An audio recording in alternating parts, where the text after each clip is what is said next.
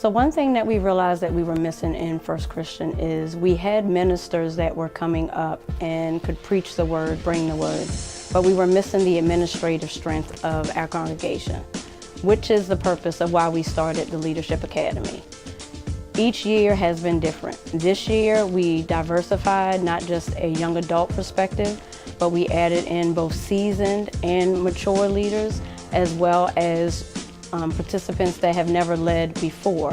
What we hope that they obtain from this lesson is how to lead from a biblical standpoint, but at the same time take away skills that they can use in their secular position as well as in their forthcoming ministries. Leader is not being a big me or a little you, it's just being yourself, you know, and encouraging each other.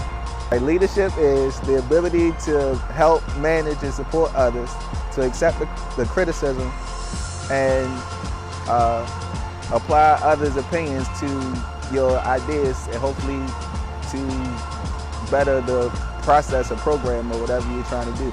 Well, I was under the impression leadership was just kind of like leading and telling people what to do and how to do it, not really giving it any thought. But since taking this class and getting the information that I have, my idea of leadership has changed based on that. I guess when we think of a church, we don't think of how deep it goes as far as the individuals that have to, you know, just push the church and move the church and end up growing the church. So I think that Leadership Academy has really opened my eyes as to how great of a leadership FCC has. I learned that being in leadership is you have to be very dedicated. You have to be very open around your surrounding. You have to be not judgmental. You have to really have an open spirit to receive people for where they at and be there and teach them where they at and not try to be above anybody else or just being humble. My favorite class was the finance class, of course, just because I'm a business student. I realized within the finance class that we have a lot of expenses and not enough revenues, and I think I could help out with that part of the church. You know, I think conflict was my favorite class because, you know, conflict in the church, you could is just like being conflicted on your job. You know, what I learned in conflict class, I could also use at my job, in that no matter what, big, small, little, in between, that, you know, there are some people that will disagree and agree, but it's all right to disagree and still, you know, carry on your duties and whatever position there is that you need to do.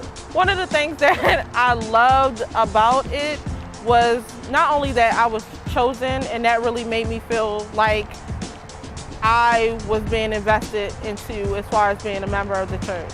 And then out of all the information that, you know, I received, it will just better enhance everyone in their viewpoint, because when you're just sitting there, yes, you're receiving the word and, you know, everything is great, but when you get to know the business side of the church, especially the finance class, that would be like a really eye-opener for people to understand, like, why is FC3 so dependent on tithes, and like, why is it such a message that continues to be pushed?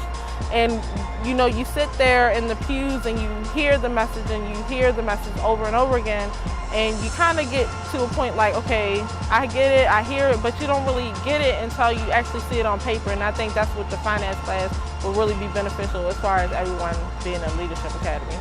So I was very honored that I got this letter in the mail saying that they would like for me to come to a leadership summit, because I actually got to learn more about being a leader in a ministry and leadership in a church, because my heart wanted to lead and guide people, but I just didn't know what to do. And I just have a heart for ministry, and for me to get that letter in the mail, that was giving me God was giving me a second chance to do that.